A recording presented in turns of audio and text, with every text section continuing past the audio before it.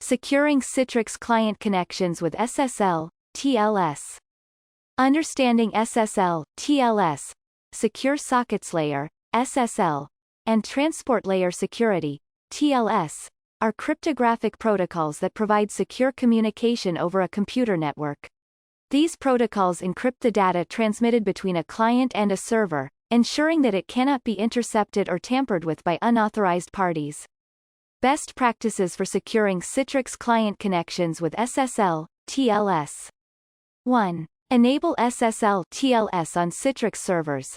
Ensure that SSL, TLS is enabled on the Citrix servers to secure the communication between clients and servers. 2. Regularly update SSL, TLS certificates. Keep the SSL, TLS certificates up to date to prevent security vulnerabilities and ensure the integrity of the encryption.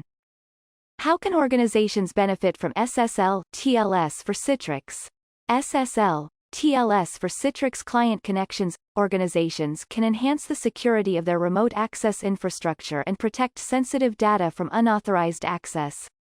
In conclusion, securing Citrix Client Connections with SSL, TLS is essential for organizations looking to safeguard their sensitive data and prevent unauthorized access.